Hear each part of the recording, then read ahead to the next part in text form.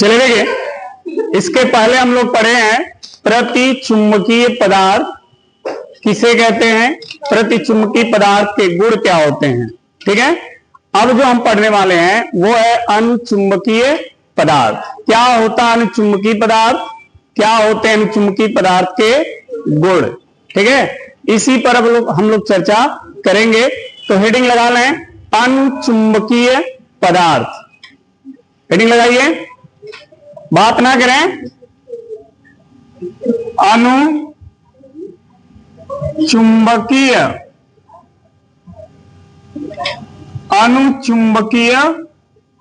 पदार्थ। ठीक है, क्या होता है अनुचुंबकीय पदार्थ।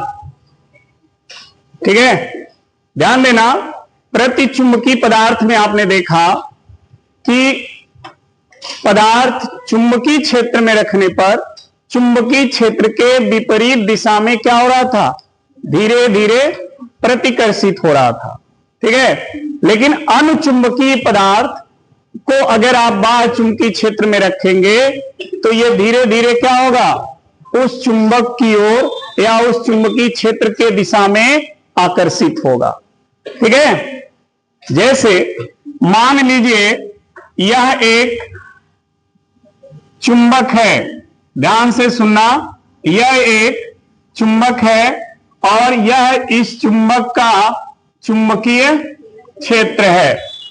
यह इस चुंबक का क्या है, चुंबकीय क्षेत्र है। इस चुंबकीय क्षेत्र में हमने एक चुंबकीय पदार्थ को यहां पर रख दिया, यह एक चुंबकीय पदार्थ है।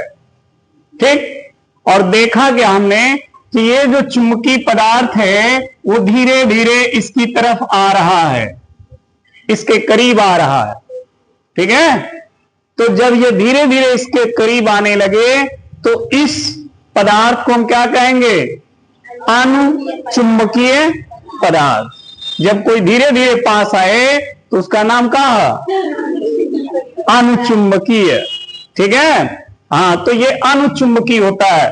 क्यों ऐसा होता है, इसके अंदर ये गुण कहां से आ जाता है वो भी अभी हम चर्चा करेंगे। फिलहाल इसको नोट करें, लिखें, वह चुंबकीय पदार्थ, वह चुंबकीय पदार्थ जो बाह्य चुंबकीय, वह चुंबकीय क्षेत्र, वह चुंबकीय क्षेत्र के दिशा में क्या हो, धीरे धीरे का हो, हाँ, धीरे धीरे या आंशिक रूप से आकर्षित हो, धीरे धीरे आकर्षित हो। ठीक है, तो उस पदार्थ को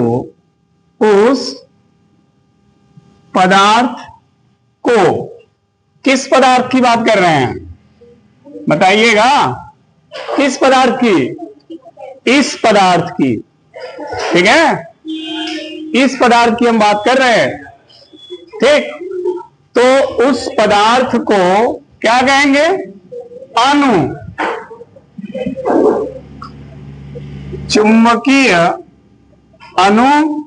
अनुचुंबकीय पदार्थ कहते हैं। ये अनुचुंबकीय पदार्थ कहलाते हैं जो धीरे धीरे चुंबकीय क्षेत्र के दिशा में क्या हो, आकर्षित हो। ठीक है, समझ में आ गई बात।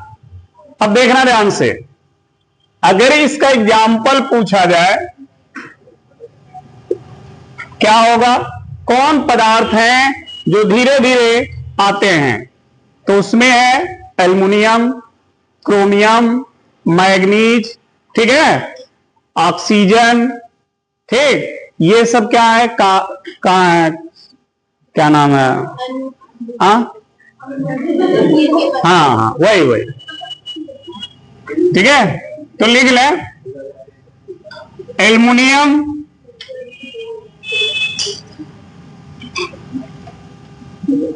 एल्युमिनियम होगा इसमें, नहीं जी, क्रोमियम,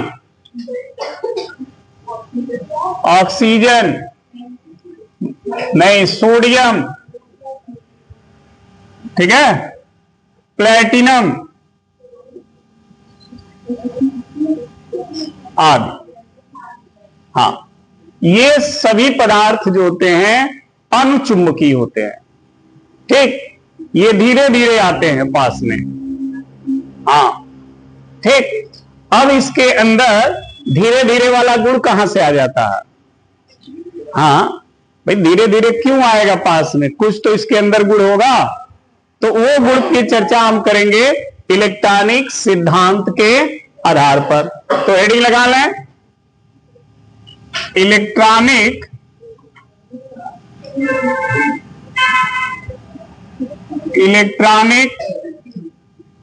सिद्धांत के आधार पर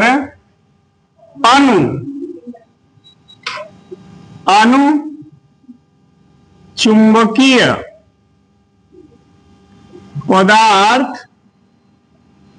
की क्या व्याख्या, ठीक है जी। इसके आधार पर हम व्याख्या करेंगे।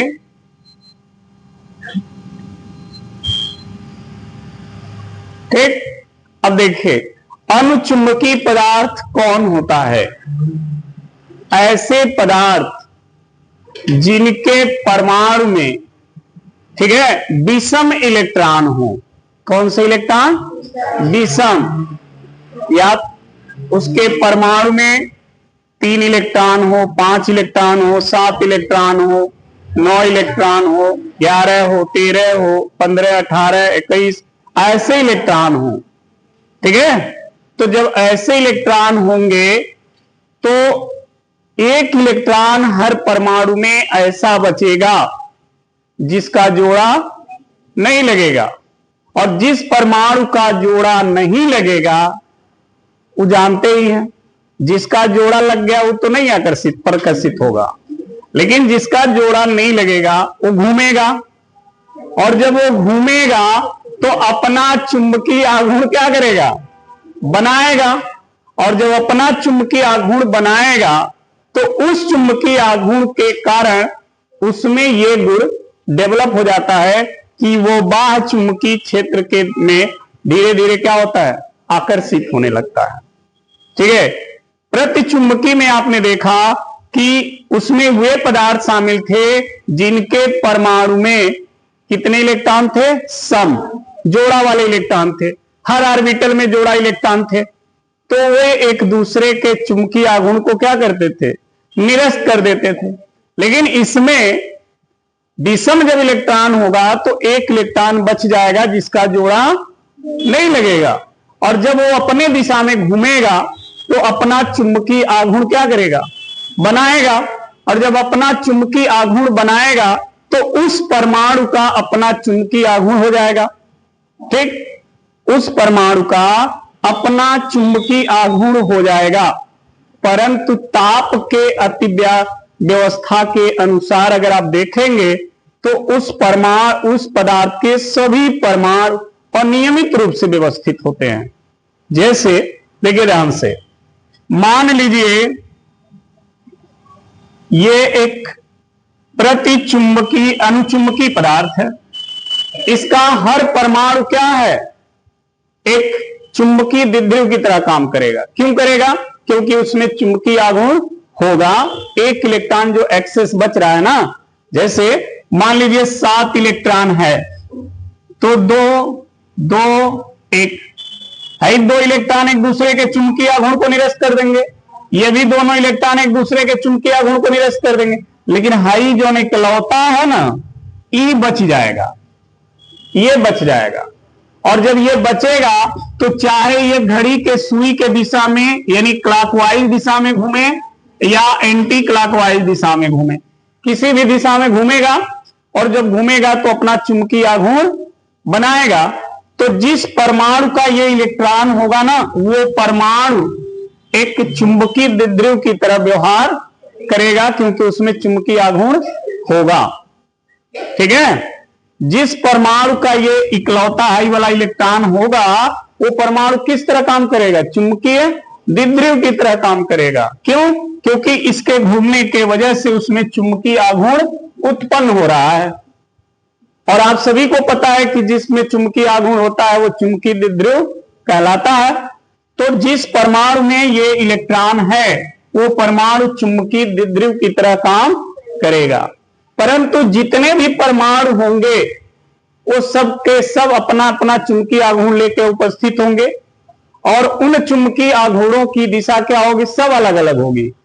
कोई एक परमाणु मान लीजिए है, उसके चुंबकीय आघूर्ण की दिशा ये है, कोई दूसरा परमाणु है उसके चुंबकीय आघूर्ण की दिशा ये है, कोई तीसरा परमाणु है उसके चुंबकीय आघूर्ण की दिशा ये है। ये परमाणु है, उनके चुंबकीय आघूर्ण की दिशा देखिए सब क्या है? अलग अलग दिशा में है ऐसे। तो जब सब अलग अलग दिशा में होंगे तो इस पदार्थ का कुल चुंबकीय आघूर्ण क्या होगा जी? शून्य। क्या होगा? शून्य, क्योंकि इनकी दिशा निश्चित नहीं होती है। ताप के अतिव्यापन व्यवस्था के कारण इनका कोई भी दिशा फिक्स नहीं होता है। ठीक है, तो इसलिए इनका जो कुल चुंबकीय आघूर्ण होता है वो 0 हो जाता है। यानी अगर आपसे कोई प्रश्न करे कि अनुचुंबकीय पदार्थ का कुल चुंबकीय आघूर्ण कितना होता है? 0 होता है। अनुचुंबकीय पदार्थ का हर परमाणु चुंबकीय द्विध्रुव है, लेकिन कुल चुंबकीय आघूर्ण 0 है। कारण देख रहे हैं आप, सभी परमाणु अलग अलग दिशाओं में व्यवस्थित हैं, जिसके कारण उसका कुल चुंबकीय आघूर्ण क्या हो गया? 0 है। यहां पर कोई बाह्य चुंबकीय क्षेत्र है? नहीं है। इसका मतलब यहां पर B भी क्या है? तो जब B 0 तो M 0। ध्यान रखना, जब B 0 होगा तो अनुचुंबकीय पदार्थ का M यानी चुंबकीय आघूर्ण भी क्या होगा? 0 होगा। क्यों 0 होगा? क्योंकि उसके सभी परमाणु अलग अलग दिशाओं में व्यवस्थित होंगे। ठीक है, क्यों अलग अलग दिशाओं में व्यवस्थित होंगे? क्योंकि उनके अलग अलग दिशा में चुंबकीय आघूर्ण होंगे। ठीक है, लेकिन जैसे ही इस पदार्थ को किसी बाह्य चुंबकीय क्षेत्र में रख देंगे, मतलब अब देखना यहां पर B है, यहां पर B जो है 0 नहीं है, बराबर को काट दिया हमने, मतलब वो 0 के बराबर नहीं है, यानी B का कुछ मान है। और यहां देखो B 0 बराबर है, इसका मतलब यहां B पूरा क्या है? 0 है। तो M भी क्या हो गया? 0 हो गया। लेकिन यहां पर B 0 नहीं है, मतलब चुंबकीय क्षेत्र है। तो जब ऐसा चुंबकीय क्षेत्र अप्लाई करोगे तो ये जितने इधर उधर दिशा में है ना, वो सब एक दिशा में हो जाएंगे फटाक से। सब के चुंबकीय आघूर्ण क्या होंगे? एक दिशा में हो जाएंगे। ऐसे जितने भी परमाणु होंगे सबका चुंबकीय आघूर्ण एक दिशा में हो जाएगा। ये ऐसे व्यवस्थित हो जाएंगे। और जब सब एक दिशा में हो जाएंगे तो इस पदार्थ का अपना चुंबकीय आघूर्ण होगा। ठीक है, तो इसका मतलब अब M भी 0 नहीं होगा। ठीक है, तो जब इनका अपना चुंबकीय आघूर्ण हो जाएगा तो इसी चुंबकीय आघूर्ण के कारण ये बाह्य चुंबकीय क्षेत्र में धीरे धीरे क्या होते हैं? आकर्षित होने लगते हैं। समझ में आ गई बात? अनुचुंबकीय पदार्थ ये पदार्थ कहलाते हैं जिनके परमाणु में क्या हो? विषम इलेक्ट्रॉन हो। क्या हो?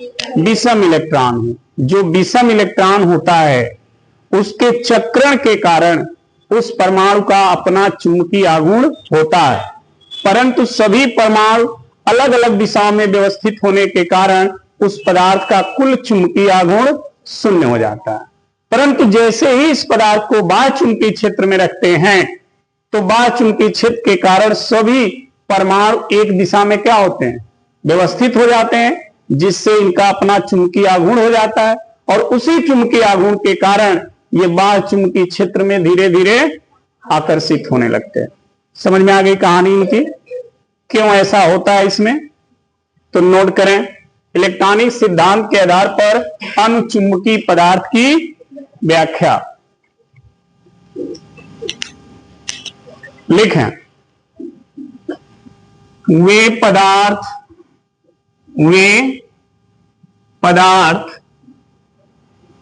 जिनके परमाणुओं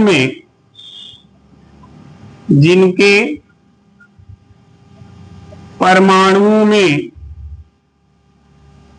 किस प्रकार के इलेक्ट्रॉन हो? विषम इलेक्ट्रॉन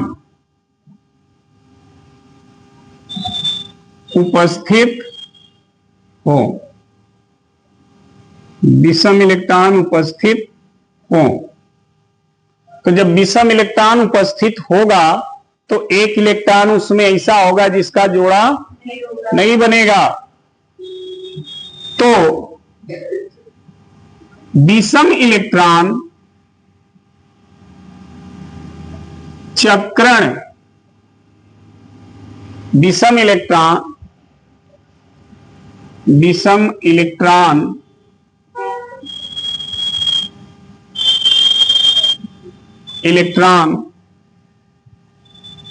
के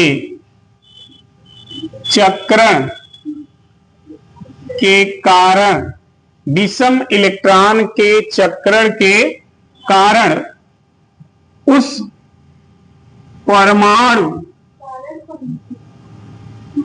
अच्छा छूट गया था, के कारण उस परमाणुओं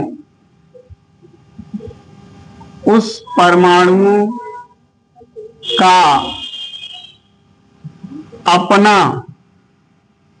अपना क्या होगा? चुंबकीय,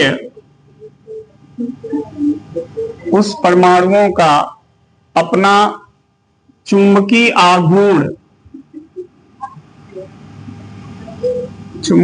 आघूर्ण होगा। अर्थात सभी परमाणु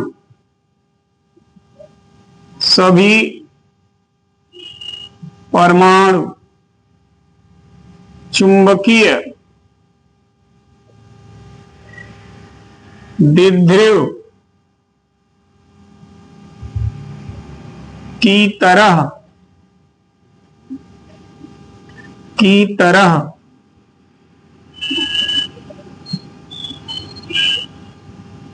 व्यवहार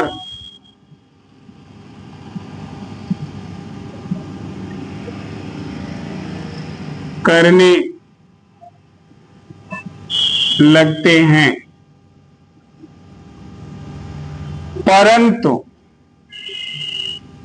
परंतु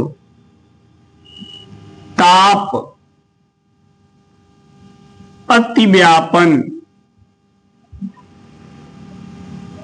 व्यवस्था के कारण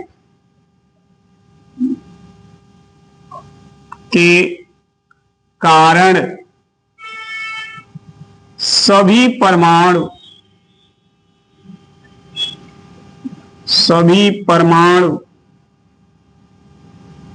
के चुंबकीय आघूर्ण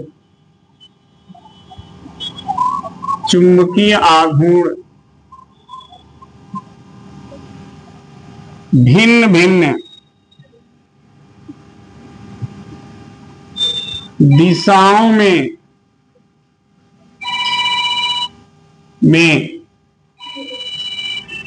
व्यवस्थित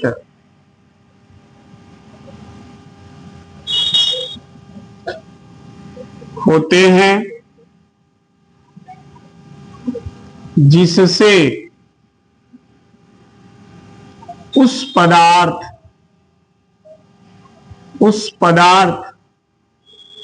का कुल चुंबकीय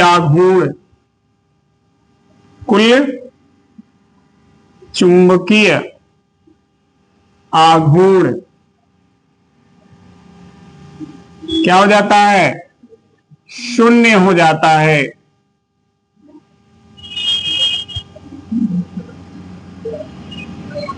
समझ में आई बात?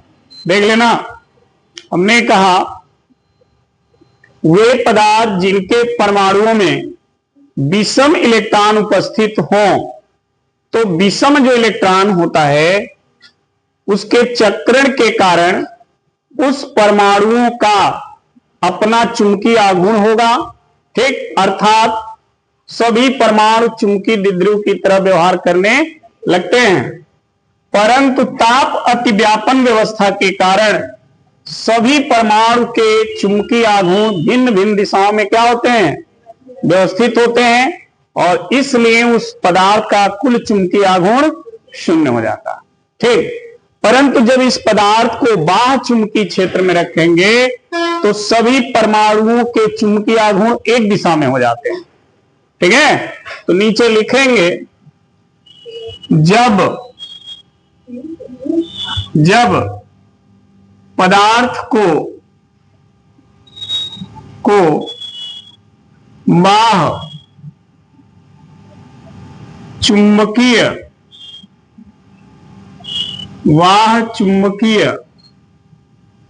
क्षेत्र में रखा जाता है तो सभी परमाणुओं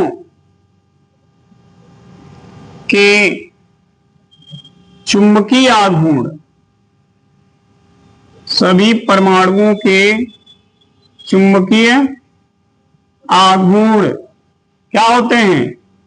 एक दिशा में व्यवस्थित होने लगते हैं,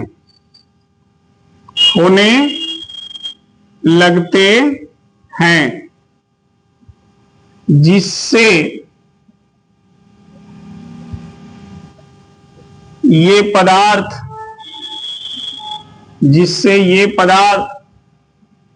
अपना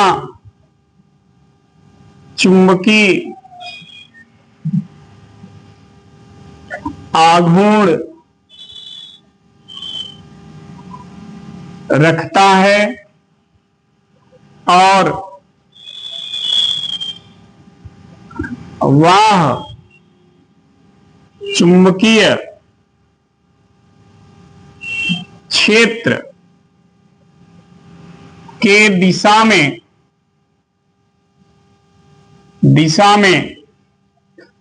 धीरे धीरे क्या होने लगता है? आकर्षित होने लगता है। अब आप सभी को समझ में आ गया? ठीक है, अनुचुंबकीय पदार्थ में ये गुण आता कहां से है? क्लियर हो गया ना? ये वे पदार्थ होते हैं जिनके परमाणु में केवल विषम इलेक्ट्रॉन होंगे, तो जो विषम इलेक्ट्रॉन होगा वो अपना एक दिशा में गति करेगा, बाकी जितने सम होंगे वो तो एक दूसरे को क्या करेंगे? निरस्त करते जाएंगे, लेकिन जो लास्ट वाला इलेक्ट्रॉन होगा जिसका जोड़ा नहीं लगेगा वही विषम होगा, तो वो एक दिशा में गति करेगा और उसके गति के कारण उस परमाणु का अपना चुंबकीय आघूर्ण होगा। ठीक है, और ये सभी परमाणु इस तरह के जितने भी उस पदार्थ के परमाणु होंगे वो सब के चुंबकीय आघूर्ण अलग अलग दिशा में व्यवस्थित होंगे, जिसके कारण उस परमाणु का पदार्थ का कुल चुंबकीय आघूर्ण शून्य हो जाता है। ठीक, लेकिन जब इसी पदार्थ को बाह्य चुंबकीय क्षेत्र में रखते हैं तो ऐसे कंडीशन में ये जितने भी इस तरह के परमाणु हैं सबके चुंबकीय आघूर्ण एक दिशा में व्यवस्थित होने लगते हैं, और जब एक दिशा में व्यवस्थित होने लगेंगे तो ये ये पदार्थ अपने अंदर चुंबकीय आघूर्ण क्या करेगा? रखने लगेगा और धीरे धीरे चुंबकीय क्षेत्र के दिशा में आकर्षित होने लगेगा। ठीक है ना? तो ये रहा इसकी व्याख्या। अब हम इसके गुण पे आते हैं, क्या क्या इनके गुण होते हैं। तो नोट कर लिया आपने सभी लोगों ने? तो जल्दी नोट करें। हाँ फिगर बनाओगे नहीं।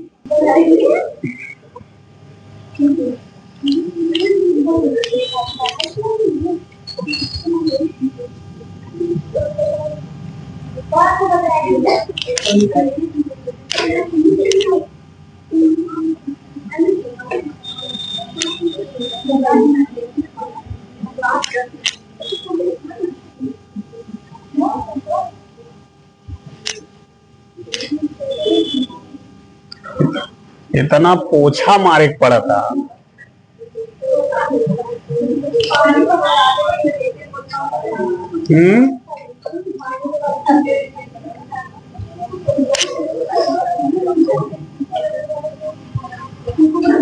चलो बच्चा देखो जी, हेडी लगाओ। अनुचुंबकीय पदार्थ के गुण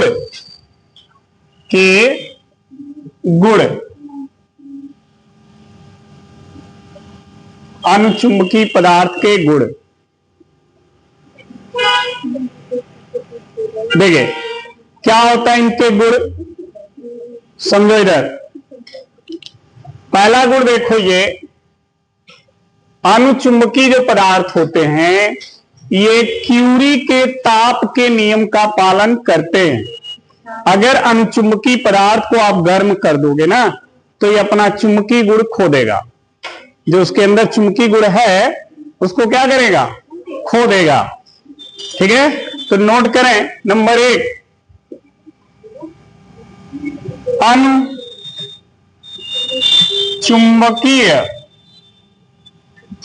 अनुचुंबकीय पदार्थ क्यूरी के ताप नियम का पालन करते हैं। ताप नियम का पालन करते हैं। यदि इन्हें गर्म कर देते हैं या यदि इन्हें गर्म कर दिया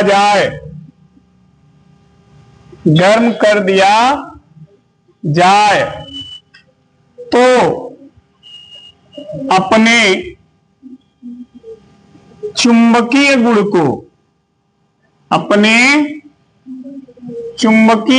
को क्या करते हैं, खो देते हैं। यानी इसके अंदर अब चुंबकीय गुण रह ही नहीं जाएगा अगर इनको गर्म कर दोगे तो।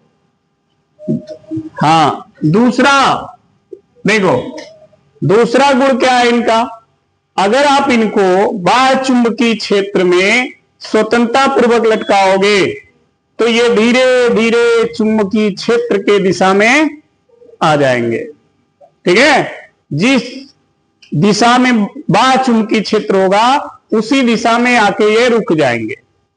तो लिखें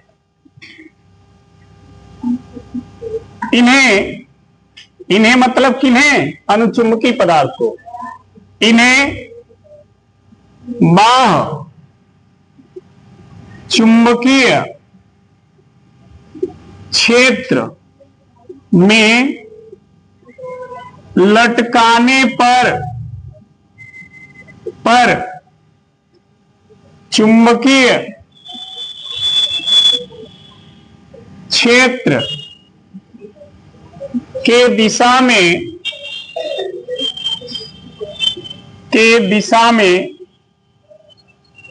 धीरे धीरे स्थापित हो जाते हैं। धीरे धीरे चुंबकीय क्षेत्र के दिशा में स्थापित हो जाएंगे। ये मतलब देखो, ये चुंबकीय क्षेत्र की दिशा है और आपने धागे से बांधकर एक अनुचुंबकीय पदार्थ को लटका दिया तो वो इसी दिशा में रुक जाएगा। और प्रतिचुंबकीय का दिशा क्या था, इसके लंबवत हो जाता था। तो अंतर भी देखते रहना, अंतर आ जाए तो लिखना भी पड़ेगा, यही गुण उसका अंतर हो जाएगा। तीसरा क्या है कि अगर अनुचुंबकीय पदार्थ के चूर्ण को बाह्य चुंबकीय क्षेत्र में रखोगे तो जिधर चुंबकीय क्षेत्र अधिक होगा या जिधर चुंबकीय क्षेत्र की तीव्रता अधिक होगी उसी के तरफ ये क्या होंगे, आकर्षित हो जाएंगे। और वो किधर आकर्षित हो रहे थे, जिधर चुंबकीय क्षेत्र की तीव्रता कम थी। ठीक है, तो इसमें लिखेंगे अनचुंबकीय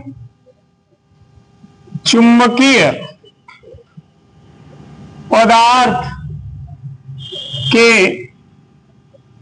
पाउडर को वह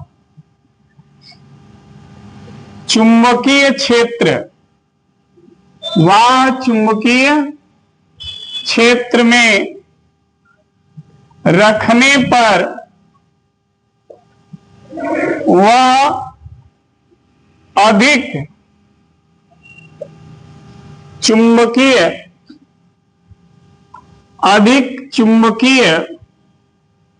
क्षेत्र की ओर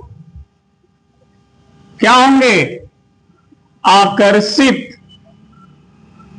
होने लगते हैं। अधिक चुंबकीय क्षेत्र की ओर क्या होंगे, ये आकर्षित होने लगेंगे। ठीक, चलिए चौथा, अगर इसे बाह्य चुंबकीय क्षेत्र में रख दोगे, ठीक, तो इससे चुंबकीय क्षेत्र रेखाएं क्या होंगी, पार होने लगेंगी, जिसके कारण इस पदार्थ का चुंबकीय क्षेत्र बाह्य चुंबकीय क्षेत्र से अधिक हो जाएगा, क्योंकि एक तो खुद उसका रहेगा और दूसरा चुंबकीय क्षेत्र रेखाएं पार होंगी, तो उसका चुंबकीय क्षेत्र क्या होगा, बढ़ जाएगा, तो बाह्य चुंबकीय क्षेत्र से अधिक हो जाएगा। तो अगला है अनुचुंबकीय पदार्थ को वह चुंबकीय क्षेत्र में रखने पर उससे चुंबकीय क्षेत्र रेखाएं गुजरने लगती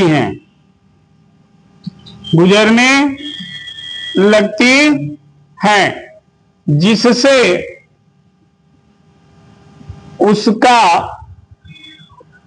चुंबकीय क्षेत्र वह चुंबकीय क्षेत्र से क्या होता है, अधिक हो जाता है।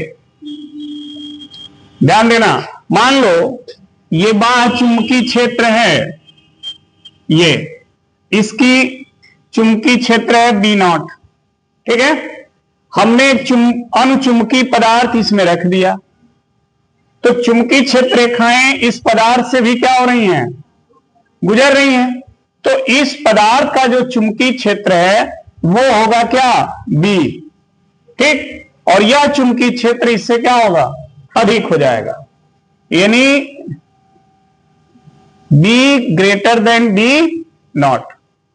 B0 क्या है, बाह्य चुंबकीय क्षेत्र, और B क्या है, इस पदार्थ का चुंबकीय क्षेत्र।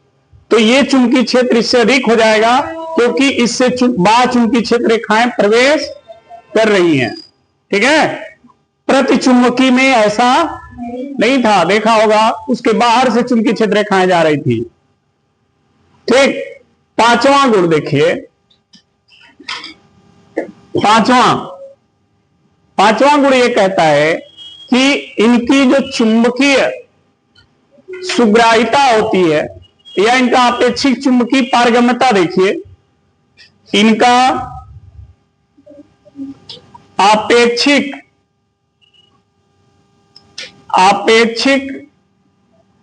चुंबकीय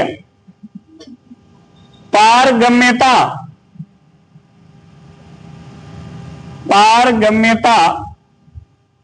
सदैव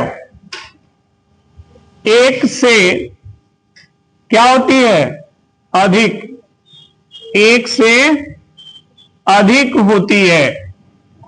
मतलब म्यू आर ग्रेटर देन 1। ठीक है, अनुचुंबकीय पदार्थ का आपेक्षिक चुंबकीय पारगम्यता 1 से अधिक होता है। जो इनका छठा गुण है वो है क्या है, चुंबकीय सुग्राहिता। ठीक है, इनका चुंबकीय सुग्राहिता जो है अल्प धनात्मक होता है। और वो क्या था, ये अल्प धनात्मक होगा। तो छठा गुण यहां लिख दे रहे हैं, इनका चुंबकीय सुग्राहिता अल्प क्या होता है, धनात्मक, अल्प धनात्मक होता है। नोट कर लीजिए। ठीक है, तो ये कुल 6 गुण हैं इनके। अब इसके बाद जो हम बात करेंगे वो है लौह चुंबकीय पदार्थ। तो ये अनुचुंबकीय आपका कंप्लीट हो गया। ठीक है, नोट कर डालिए।